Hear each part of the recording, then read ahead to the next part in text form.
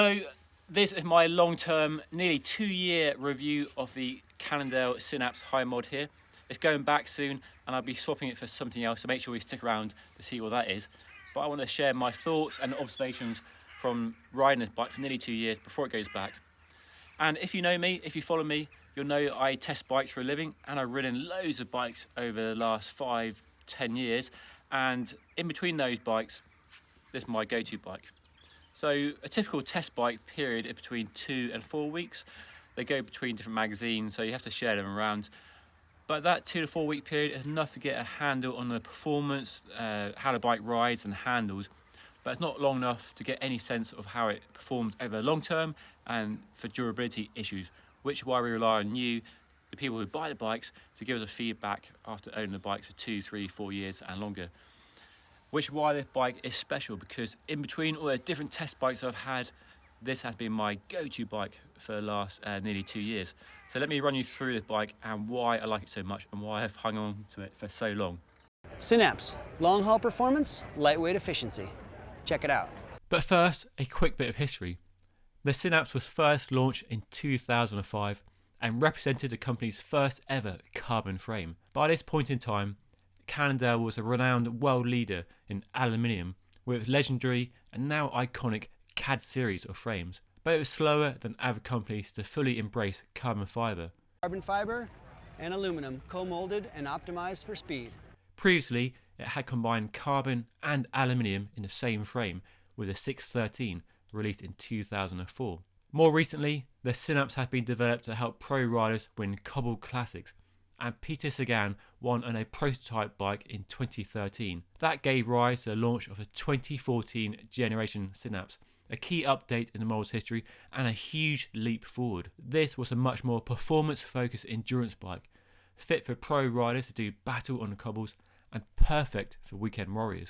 It also reflected a shift in the endurance bike category from the original Synapse in 2005 to 2014, when the category really exploded in popularity, with all major bike brands now rapidly developing bikes to meet this demand from the pros and amateurs alike. Which brings us to the latest model here, launched in 2017 with a raft of updates, including a disc brake only design, improved tyre clearance, and an evolution of the company's SAVE technology. It retained the endurance appeal but hugely increased the performance with a lighter frame and a responsiveness that really closed the gap to Super 6 Evo. So this is a 2018 model year bike, and it was launched in 2017 in Italy at Lake Como, and I had a very lovely time there, thank you very much, and enjoyed the gelato, and the riding was spectacular. So 2018 model year bike, so what are we now, 2020, so coming up for 3 years, and it's probably due for a replacement, but given everything that's going on in the world, that might be delayed a little bit. But it's still a fantastic bike, and I've always liked this Synapse ever since I went to the 2013 launch for the previous model. The reason I like this bike so much is the fact it's so versatile and capable. Anything you turn a bike to, it just excels at. I've used it for road racing, I use it for my regular chain gang, I stick on the smart trainer through the winter. I've done 200 and 300 kilometre Audaxes, done some other very long rides on it, and it just does everything so well. It's sporty and responsive when you're giving it the full beans, but it's super comfy when you're just looking for a nice leisurely ride. It's light, you're looking at 950 grams for this Hi-Mod carbon frame in a size 56. I think this whole bike weighs in at about 7 kilos. Comfort is fantastic with this bike, and that's partly down to wide tyres. These are 28s. There's plenty of space for up to a 32. And I've heard some people even fit 35, so it depends on your tyre and rim combination. And it's also down to the carbon frame, the shape of the tubes, which you can see here. You've got this chainstay which is tapered from a massive bottom bracket, very slender in the middle, and it tapers out again at the dropout. And the same with the seat stays, very, very flat, but quite broad on that angle. And there's also shaping on the seat tube as well. You've got it curving around the rear wheel there, quite skinny. And another key feature on this bike is the 25.4mm seat post, the SAVE seat post. So skinny in diameter, and they've shaped it here as well, which you can't really see because I've got my saddlebag on there. And a distinctive feature, a carryover from the previous model, is this hole in the seat tube, which looks like it would be a reservoir for water and mud, but it's not so bad actually. It just drains down there straight back onto the road. And if you're wondering what it's for, basically to increase the stiffness and minimise the weight. I mean, what isn't these days? That's what they're all about. So you take the material from the middle there and just redistribute it to the edges there. Quite a neat design. You've also got special shaped carbon fork blades, skinny and fat where they need to be. Cannondale gets a bad rep for its bottom brackets. They invented BB30, made it an open standard all those years ago. And lots of people have issues with them creaking, but for 2 years I've been riding this bike, I can't say I've had any issues. I've not replaced the bottom brackets. They're still the original bottom brackets, so the bearings probably do need replacing now, to be honest, but somebody else's job when it goes back. What I do like about this bike is the geometry. So it's a little bit slacker, a little bit shorter, a little bit higher than a race bike. Got quite a tall head tube, as you can see. And I did have to change the stem. It came with quite a short MV stem, and a bit too short, so I fitted a 120 and also going for a negative rise, which has just sorted out the fit for me. Still taller than a race bike, but not quite as high as it was when it came originally. So that's got the setup working for me nicely. Nice set of MV handlebars on this bike. Bar tape is due for replacement soon. I love the shape of these hoods. The Shimano dura-ace DI2 hoods are a lovely shape, really tactile as well. And a shout out to the fabric saddle. The group set on this top end bike is mostly Shimano dura-ace DI2, with the exception of the crankset, which is Cannondale's own SI-SL2 design. They say it's one of the lightest in the world and it's very stiff in use. I do like this 10-arm spider design. I think that looks really cool. Not everybody's cup of tea though, but it works well. Shifting quality is very good. Not had to replace the rings, which is a good thing because they are 2 rings combined together, so one piece you have to replace a whole lot. I've replaced the chain and the cassette once. The bike came with an 1130 cassette with a 50-34 chain set, so nice combination. A bit low for racing and chain gangs, but good for sporties and other hilly rides. I've only had 2 issues with the Shimano group set. One is this connector pops out too easily, and sometimes if you're putting the bike in a car or you're just a bit sloppy with handling it around, that can pop out. And I've had a few pre-ride dramas when that has been popped out and not realised, so you have to watch out for that. The only problem I had with the dura-ace DI2 group set during the time I've had the bike was about a year ago. The battery, which is in the seat post on this bike, died. It took me a while to figure it out. I went through all the connections on the mech to make sure it's all plugged in, and luckily I had another test bike with a dura-ace DI2 group set, so I swapped out the batteries and that fixed it. So I got the battery replaced under warranty and it's been fine ever since. So those are the 2 problems: connections coming loose and the battery dying. But apart from that, being absolutely flawless. It's a nice group set to use. Bit overkill for me really. Dura-ace, I'd be quite happy with Ultegra, but yeah, it's a lovely group set. The only other problem I had with the bike was a bolt on the top of the clamp came loose, and it's my own fault really, because I was swapping saddles around for testing different saddles.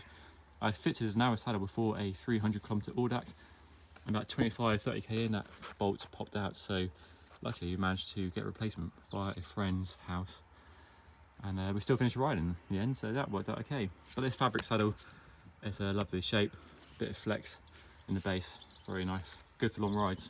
We've seen quite a few bike brands venture into the wheel market. Specialized, Giant, Trek, they're all at it these days. And Cannondale launched its own brand called Hologram, which is a name they used for quite a while, and they partnered with Stands for the development of these wheels. So a full carbon rim, about 40mm deep, tube is ready, and they came with Viatora Corsa tyres, but I'm testing tyres at the moment, so I've got some Specialized S-Works turbo tyres, 28mm wide. There's space for wide tyres though, as you can see. But 28 is a good width.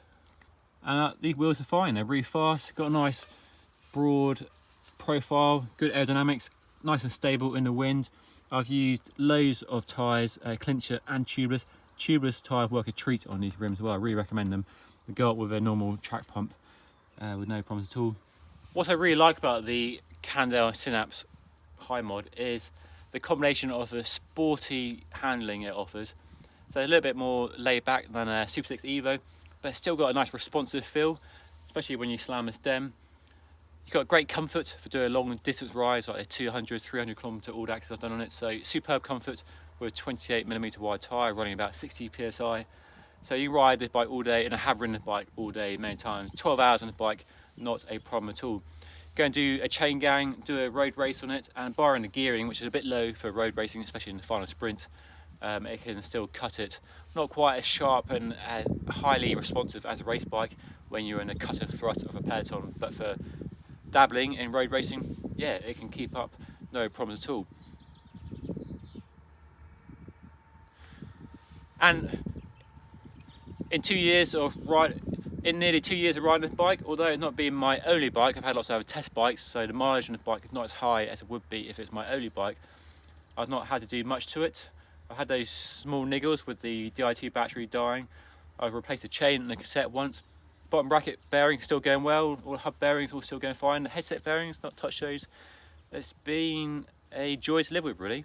I haven't changed anything on it. I've tried different wheels, yes, but these are the original wheels it came with, and I've tested loads of different tyres as well. It's been a good test bed, and that's why I've held on to it for so long, being reluctant to give it back, because I've used it for testing different parts, wheels, tyres, saddles, because I know the bike so well that when I change a part, I can feel the difference straight away.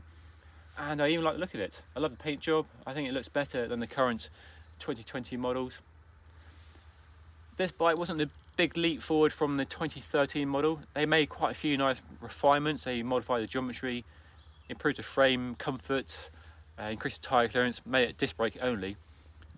And it'll be interesting to see where this bike goes when they launch the next generation Synapse, because they will be working on one. They've probably got it finalised by now, given how quickly these bike designers work.